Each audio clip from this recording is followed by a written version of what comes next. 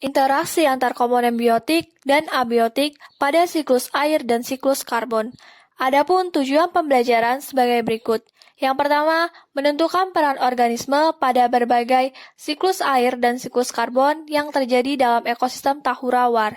Yang kedua, mengaitkan interaksi komponen abiotik dan komponen biotik dalam siklus air dan siklus karbon pada ekosistem Tahura-War dengan benar. Jumlah air tawar di bumi ini hanya sekitar 3%. Lalu, bagaimanakah kebutuhan air untuk kehidupan sehari-hari dapat terpenuhi?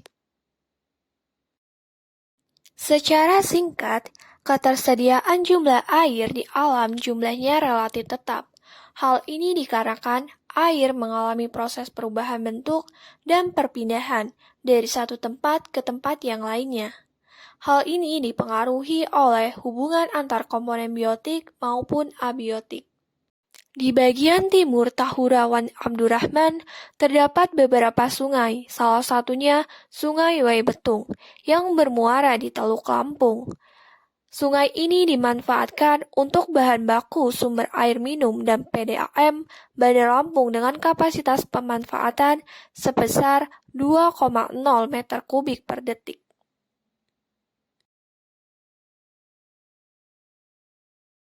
Berikut ini mekanisme siklus air. Air di lautan menguap di udara akibat sinar matahari yang disebut proses evaporasi. Uap air tersebut membentuk awan di udara. Saat awan dipenuhi oleh molekul air, air akan turun ke daratan dalam bentuk hujan yang disebut proses presipitasi. Air yang membasahi tanah akan diserap oleh tanah dan mengalir ke daratan yang lebih rendah melalui aliran sungai hingga ke lautan.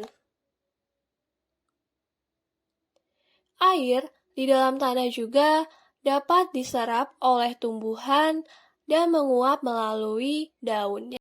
Di atmosfer terdapat 0,03% karbon anorganik, yaitu karbon dioksida, yang berasal dari respirasi makhluk hidup, aktivitas industri, erupsi gunung, dan hutan-hutan terbakar.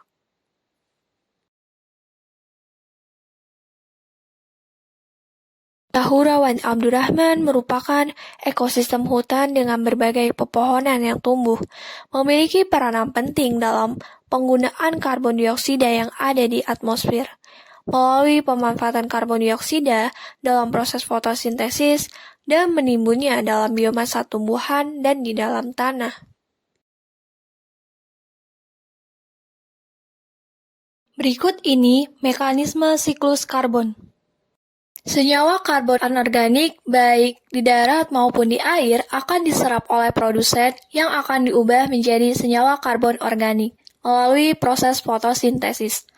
Disertai penyimpanan energi yang menghasilkan bahan organik yang sebagian akan digunakan untuk aktivitas fisiologi tumbuhan tersebut dan sebagian lagi ditransfer oleh konsumen melalui rantai makanan.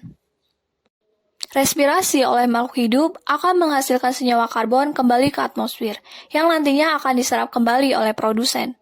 Produsen juga mengeluarkan karbon dioksida saat respirasi.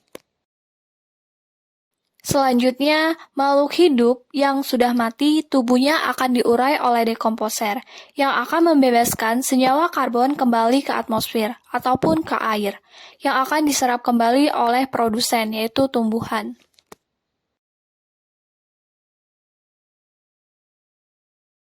Selanjutnya, penggunaan bahan bakar fosil oleh industri, di mana dalam pembakarannya akan membebaskan senyawa karbon kembali ke atmosfer.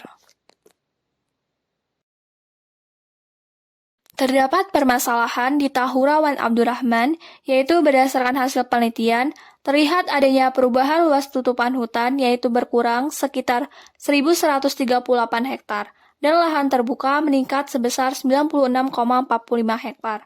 Perubahan lahan ini akan berpengaruh terhadap keseimbangan siklus nutrien di ekosistem.